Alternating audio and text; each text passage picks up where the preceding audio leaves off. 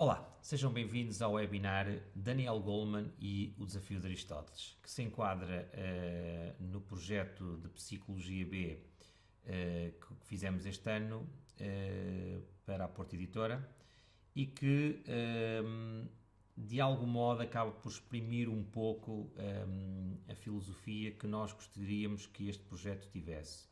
Que não fosse um projeto completamente de costas voltadas para a filosofia, mas pontualmente tivesse uma pequena ligação com a disciplina. E precisamente por isso, tudo isto deriva de uma leitura feita há vários anos atrás, em 1995, 1996 aproximadamente, quando foi publicado o best-seller de Daniel Goleman, e aqui permite-me contar uma muito breve história. Recordo-me quando foi efetuado um convite para fazer uma formação nesta área, chamava-se precisamente Inteligência Emocional na Formação, e obviamente tive que ler a obra, e uma das coisas que imediatamente me chamou a atenção foi o facto do primeiro capítulo de ter logo na banda lateral um pequeno texto do Aristóteles, que vou passar para vos mostrar, que é muito significativo precisamente daquilo que depois a obra trata. Antes disso, muito rapidamente, falo-vos também sobre a identidade e porque no fundo é esta a designação do manual.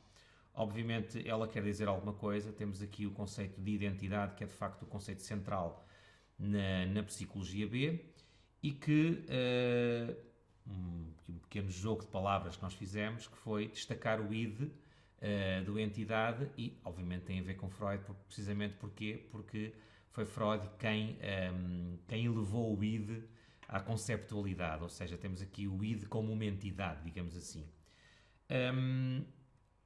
Temos aqui as duas imagens dos dois autores que estão destacados precisamente neste webinar. O Aristóteles, naturalmente em pedra, porque na altura não havia fotografia, e o Daniel Goleman já um homem dos nossos tempos. E, como estava a dizer-vos há pouco, vou muito rapidamente ler este pequeno texto, esta pequena citação, muito breve, mas que diz muito daquilo que a obra do Goleman é, precisamente. Qualquer um pode zangar-se, isso é fácil. Mas zangar-se com a pessoa certa, na justa medida, no momento certo, pela razão certa e da maneira certa, isso não é fácil. Ou seja, temos já aqui um pouco a ideia da justa medida, do meio termo, da virtude, como nós a ensinamos com Aristóteles. E, curiosamente, este texto inicial tem um título muito significativo, que é O Desafio de Aristóteles. Ou seja, imediatamente a obra do Goleman abre precisamente com Aristóteles, com uma remissão para Aristóteles. E este pormenor é muito significativo no sentido em que estava a dizer-vos há pouco que lembro-me quando li esta obra, é uma obra que começa por fazer um esforço de marcação dos livros de autoajuda, dizendo isto não é um livro de autoajuda. E de facto eu não vou dizer que é um livro de autoajuda, mas fica sempre uma certa ambiguidade. E recordo-me, estava a contar-vos há pouco, que quando pela primeira vez dei essa formação, tive a necessidade de emergir no livro do António Damasio, O Erro de Descartes, porque senti que me faltavam ali umas certas bases mais científicas, não é que elas não estivessem precisamente no livro do Daniel Goleman. Inclusive ele chega a citar o Joseph Ledoux e portanto vários outros autores. Aliás, Joseph Ledoux é de facto um autor central na obra, mas o António Damasio, com aqueles casos que todos nós bem conhecemos, portanto das lesões no córtex pré-frontal e a importância das emoções, acaba por ser muito significativo depois para se perceber melhor o livro do António Damasio. Uma coisa que ficou por fazer na altura, e que entretanto decidi fazer agora, foi pegar no Aristóteles. Na altura peguei no Damasio, entretanto li o Aristóteles por outras razões, a Ética a Nicômaco, e achei que este era o momento em que valia a pena aproveitar aquilo que o Aristóteles tinha para nos dar e testar de facto esta ligação entre o Aristóteles e o Daniel Goleman, porque é ele próprio quem o faz. Muito rapidamente, logo no início também, a seguir àquele pequeno texto que aparece lateralmente. Aliás, já agora, um esforço que fiz para garantir que efetivamente, porque o texto não aparece, daquele pequeno texto que li há pouco não aparece citado, eu vou ler só a tradução do professor Castro Queiro para que se perceba que é uma tradução muito parecida, em que diz-se isto, na Ética a Nicômaco. Assim, Irritar-se acontece com facilidade a quem quer que seja. Contudo, saber com quem e em que quantidade, quando, em vista do quê e o modo como, já não é fácil para todos. Portanto, se puséssemos agora aqui, lado a lado, o texto anteriormente lido, e eu vou passar rapidamente para trás, qualquer um pode zangar-se, isso é fácil, mas zangar-se com a pessoa certa, na justa medida, no momento certo, pela razão certa e da maneira certa, isso não é fácil. Portanto, digamos que é apenas uma questão de tradução, mas a minha ideia está claramente no livro do Aristóteles. A remissão é absolutamente evidente para a Ética a Nicómaco. É essa precisamente a obra que o Daniel Goleman refere. Em Ética a Nicómaco, a investigação de Aristóteles, e estou a citar Daniel Goleman, a investigação filosófica de Aristóteles sobre a virtude, o caráter e a vida boa, o desafio que ele nos faz, ele, Aristóteles, é gerir a nossa vida emocional com inteligência. As nossas paixões, quando bem exercidas, têm sabedoria. Guiam o nosso pensamento, os nossos valores, a nossa sobrevivência. Mas podem facilmente desgovernar-se, e fazem-no com frequência. Tal como Aristóteles bem viu, o problema não é a emocionalidade, mas o sentido da emoção e das suas expressões. Repito, o problema não é a emocionalidade, mas o sentido da emoção e as suas expressões. A questão é como trazer inteligência às nossas emoções e civismo às nossas ruas e solicitude à nossa vida em comunidade. Ou seja, se há alguma razão porque Daniel Goleman, numa determinada altura, portanto em 95, escreve esta obra, é não apenas porque os conhecimentos ao nível das neurociências tinham avançado imenso e nos permitiam já falar da importância que as emoções têm ao nível do processo de decisão, e de uma coisa que o Goleman chega a falar, que é o sequestro emocional, que muitas vezes pode tomar-nos, e é isso que depois acaba por tirar civismo às nossas ruas, porque muitas vezes fazemos coisas que nós próprios não queríamos fazer por causa da desgovernação, digamos assim, das nossas emoções. Ainda há dias numa aula aconteceu uma coisa muito engraçada. Ao falar sobre matemática proximais, dizia-me um aluno uma coisa deste género: quando dou por mim, não é? Ou seja, esta ideia de quando dou por mim significa que, entretanto, no meio do grupo com que estamos a trabalhar, entretanto já fizemos alguma coisa e quando damos por nós a coisa já está feita. Isso é aquilo que o Goleman chama precisamente o sequestro emocional, não é? Quando damos por nós, entretanto já fizemos a asneira. Penso que o Woodstock 99, o festival Woodstock 99, mostra muito bem isso. O facto de como tudo acabou com o ambiente todo destruído. O que é inteligência emocional? Cito mais uma vez Daniel Goleman: a inteligência emocional define-se como a capacidade de reconhecermos os nossos sentimentos e os dos outros, de nos motivarmos e de gerirmos bem as emoções em nós e nas nossas relações. Uma definição que parece que já todos lemos disto em algum lado, mas no fundo está aqui tudo aquilo que é essencial, por isso é que é uma definição, não é? As competências que resultam de uma boa inteligência emocional são 5, vamos já ver quais é que são, e podem ser classificadas em 2 grandes grupos. Por um lado, as de caráter pessoal, portanto a competência pessoal, e depois a competência social. Quais são elas? Tudo começa, evidentemente, por nós. E já vamos ver que isto também é um pormenor muito engraçado em Aristóteles, porque o Aristóteles também falava muito no valor da amizade e do nosso autoaperfeiçoamento como sendo um requisito fundamental para podermos ser bons amigos dos outros. Diz o seguinte, portanto, a propósito de Daniel Goleman: tudo começa, portanto, as 3 competências, uma delas é a autoconsciência, ou seja, a capacidade de conhecermos o que nós próprios sentimos, portanto, identificar as nossas emoções é fundamental para depois sabermos geri-las, e isso é o ponto que vem imediatamente a seguir. O segundo, que é o da autorregulação. A capacidade, mais uma vez uma capacidade, de gerirmos a manifestação de determinados impulsos e emoções. Ou seja, depois de identificarmos, é preciso sabermos regulá-las. E isto levaria-nos mais uma vez também ao meio termo de Aristóteles. Depois a motivação, portanto a tendência emocional orientada por um objetivo. No segundo grupo, já falamos não apenas de competências pessoais, mas de competências interpessoais, ou, digamos, tem a ver com a relação com o outro. E aqui, um sentimento que, enfim, hoje se fala e está muito, digamos, em voga, que é a noção de empatia, que é uma noção que também já vem dos gregos, o pathos, não é?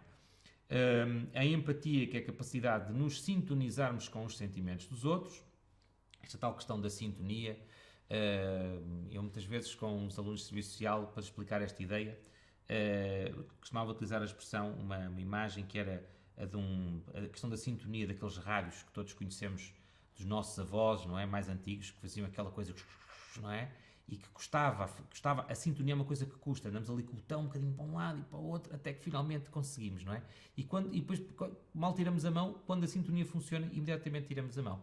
Que é uma coisa muito difícil. A empatia é dos maiores desafios que a humanidade tem, precisamente porque implica nós colocarmos precisamente no lugar do outro, sabendo de antemão que isso é uma impossibilidade, mas é um esforço levado ao extremo para que isso aconteça. E depois, naturalmente, as competências sociais, portanto, a capacidade de gerir relações e de induzir determinadas respostas nos outros. Em que é que consiste a teoria ética das virtudes? Que tem a ver precisamente com isto. Ora, e aqui, contrariamente àquilo que muitos de nós, professores também de filosofia no ensino secundário, ensinamos aos nossos alunos, é toda uma outra forma de conceber a ética.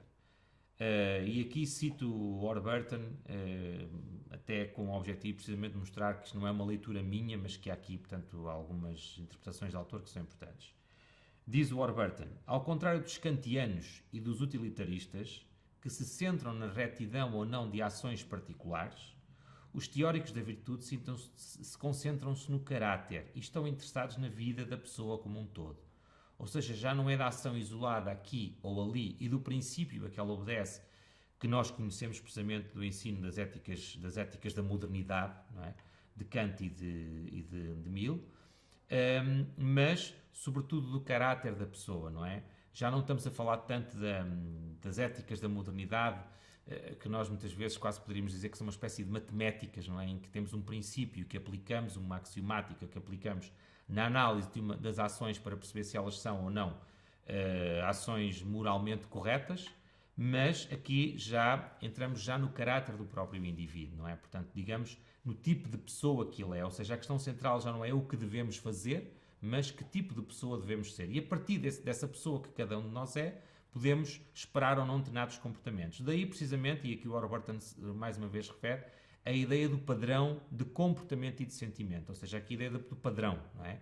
Cada um de nós tem um determinado tipo de padrão comportamental que permite que nós, pegando aqui na imagem que todos nós conhecemos de educação visual, quando fazíamos os padrões, é quase como se pudéssemos prever qual é que é o azulejo que vem a seguir. Em função de um padrão que está desenhado, sabemos qual é o azulejo que vem a seguir.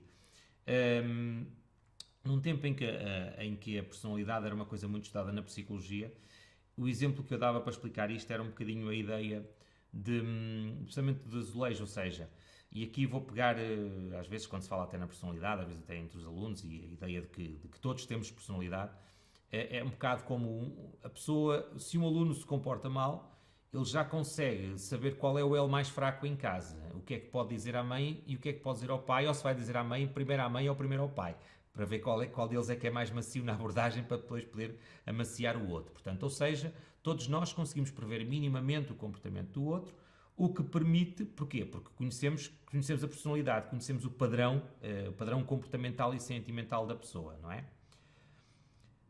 Há uma citação que eu particularmente gostei quando li Ética a Nicoma, que acho que é um parágrafo muito feliz do Aristóteles, quando ele diz precisamente isto: os jovens podem tornar-se geómetras ou matemáticos, e mesmo até peritos exímios a respeito destas matérias, mas não parece poderem tornar-se sensatos. O motivo disto reside no facto de a sensatez dizer respeito às situações particulares em que cada um de cada vez se encontra, situações relativamente às quais o conhecimento se forma a partir da experiência. E quem é jovem simplesmente não é experiente. É preciso muito tempo para ter experiência. Ou seja, e aqui se nota bem a demarcação, se quisermos, das éticas da modernidade, não é? Mas éticas, como disse há pouco, utilizei a expressão, é uma imagem, não é? De matemáticas, mas em que temos, por exemplo, os geómetras ou matemáticos, ou seja, qualquer um de nós, sabendo o princípio, é uma questão de o aplicar. Ora, ter-se um caráter bem construído é uma coisa que leva imenso tempo. E daí que, na tradução até do professor Castro Queiro, quando ele fala da questão da sensatez, a sensatez é uma coisa que leva muito, muito tempo a construir. E, portanto, isto até nos levaria agora, poderia levar para uma reflexão sobre o cinema e a importância que o cinema tem na antecipação das situações e das histórias, dos relatos de vida, das narrativas, que permitem, de algum modo, como disse há pouco, antecipar precisamente a experiência, não é? Ou seja, é uma forma de ampliar previamente a nossa experiência.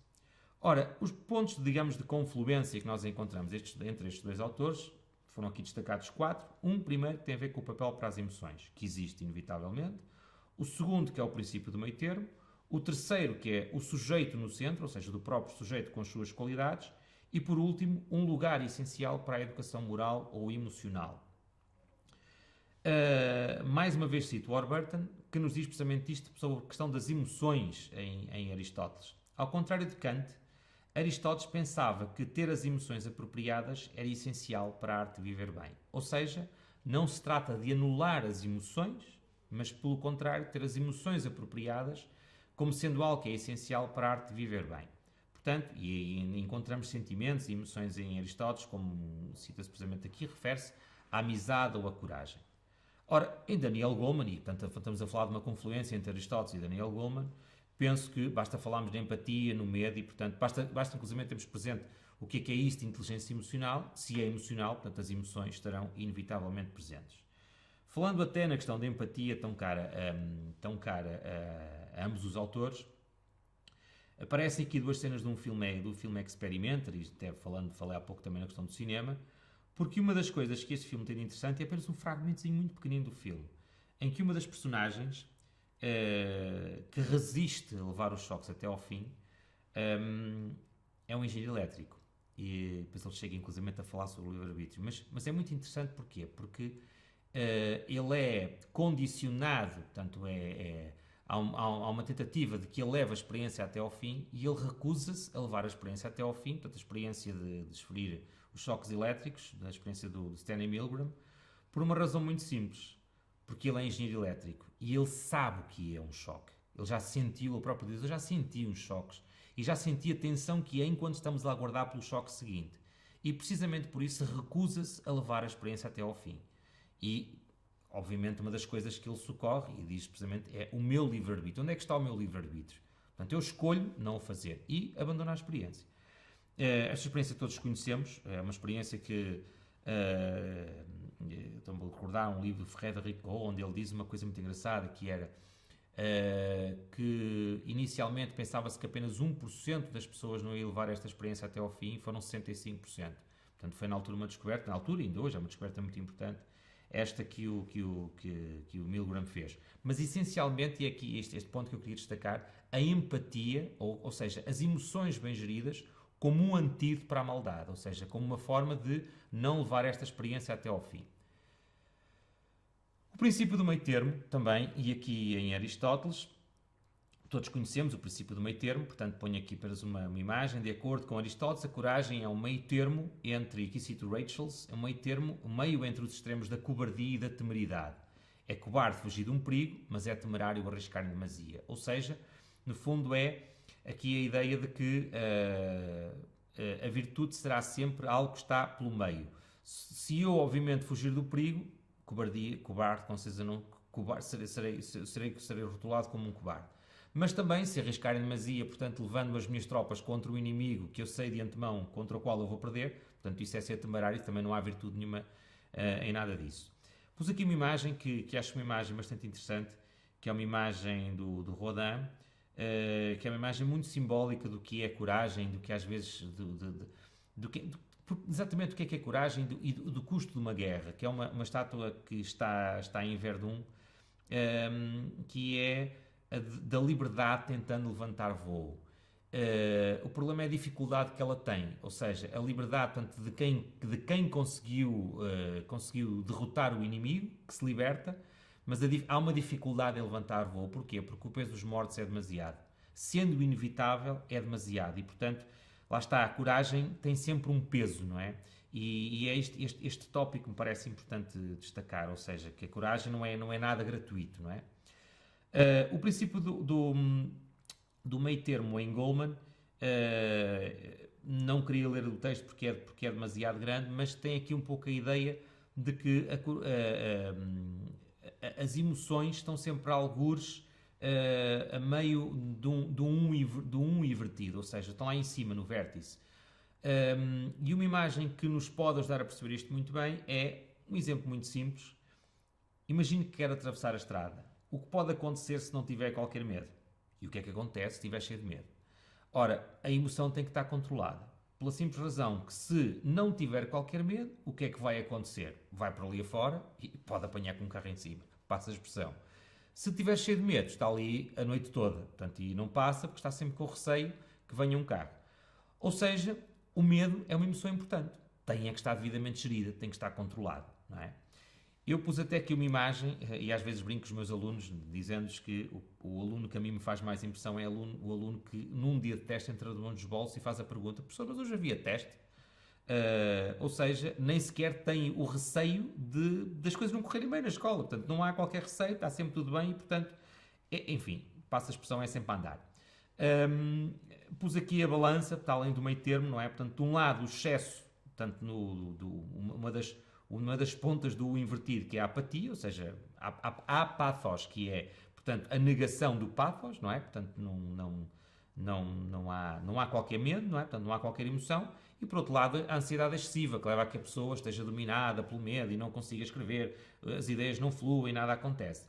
Um ensinamento de experiência feito, que eu acho muito curioso, e lá está a experiência, Aristóteles, mais uma vez, tudo na vida é como a comida quer o sal, nem a mais, nem a menos. Portanto, ou seja, o meio termo, algo que está ali precisamente a meio. Passamos agora a mais um ponto de confluência, que é a questão do sujeito. O sujeito no centro com as suas respectivas qualidades. Do professor José Manuel Santos, fui buscar aqui algumas citações que me parecem interessantes também, para falar de Aristóteles. As virtudes são as boas qualidades que o ser humano deverá possuir enquanto sujeito ético. Aquilo que ele deverá, o itálico, aquilo que ele deverá ser, para realizar uma vida boa e bem-sucedida. Para agir bem, o que supõe boas capacidades do uso do logos, isto é, de pensamento prático. Portanto, o pensamento prático tem que estar lá, a inteligência de modo algum é anulada, mas tudo emerge, digamos, do caráter do indivíduo. O caráter, cujas qualidades... Já agora o caráter, há sempre aqui uma expressão que eu gosto de falar, que o caráter uma vez li num livro do Paul Ricoeur, ele utilizava uma expressão do caráter e fazia uma ligação entre o caráter e o caractere.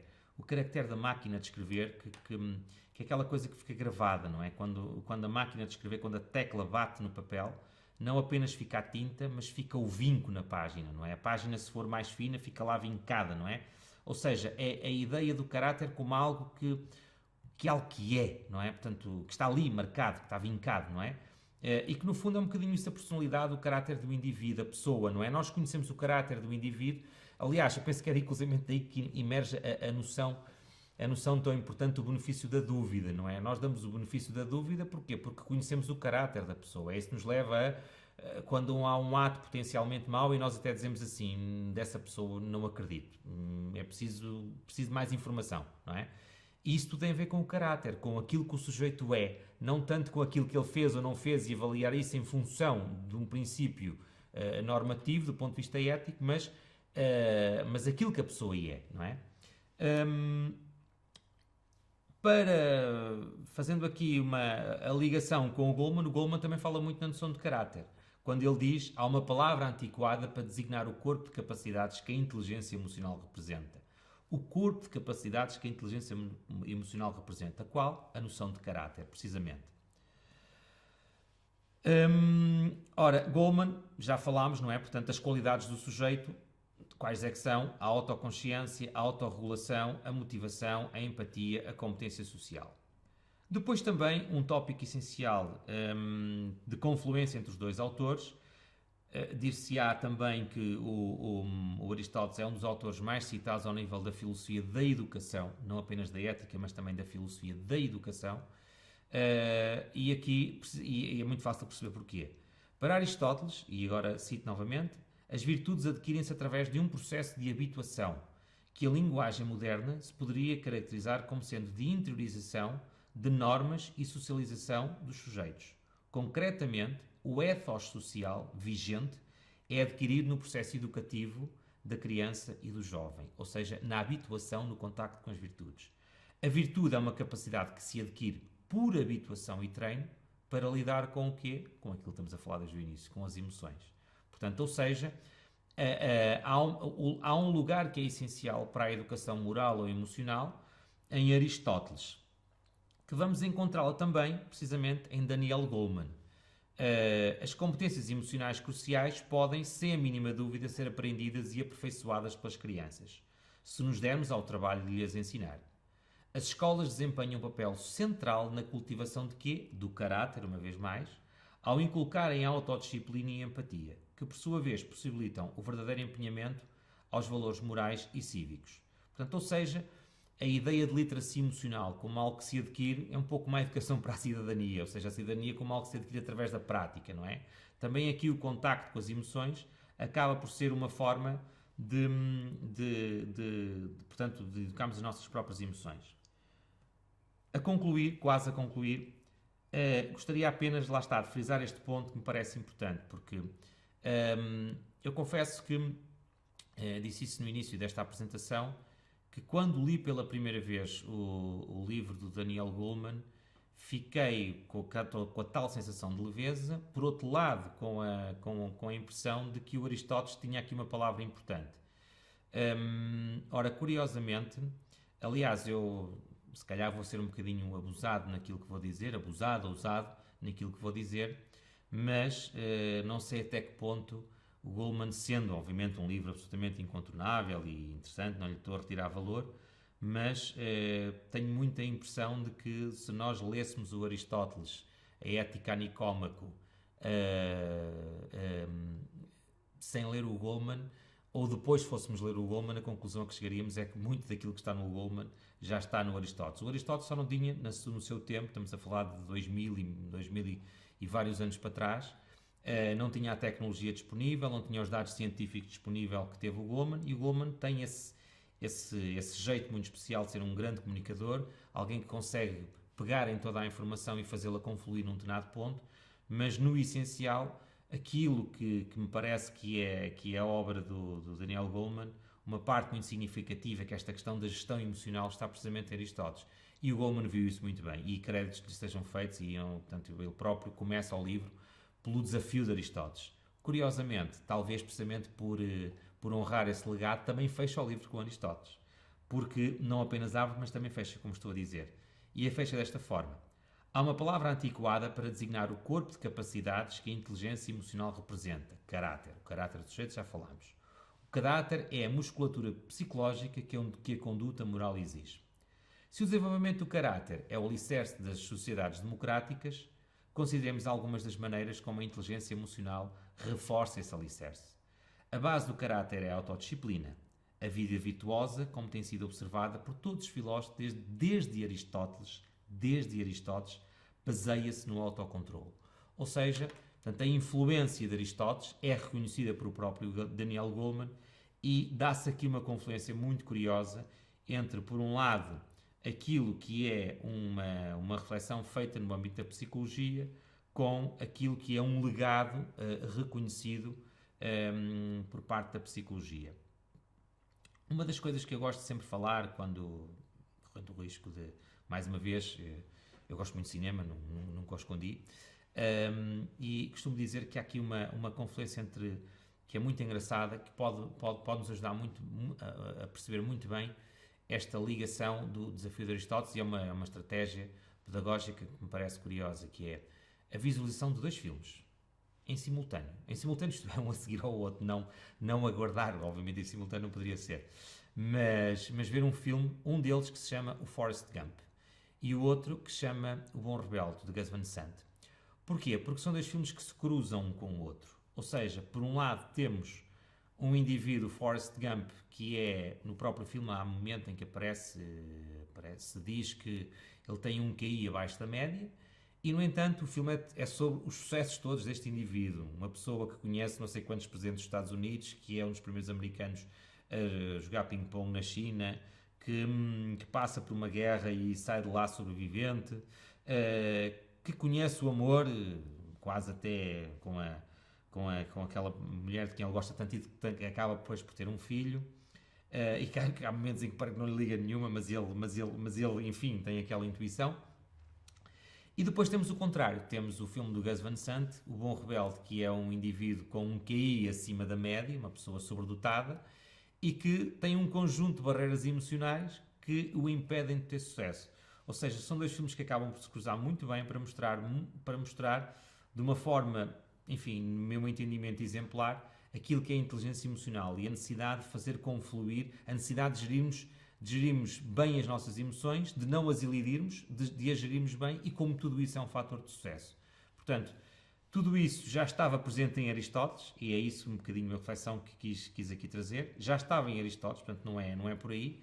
O Goleman pegou em toda essa informação e fez naturalmente um livro absolutamente extraordinário foi um best-seller e penso que é importante reconhecer a importância de Aristóteles para a compreensão da inteligência emocional. Muito obrigado.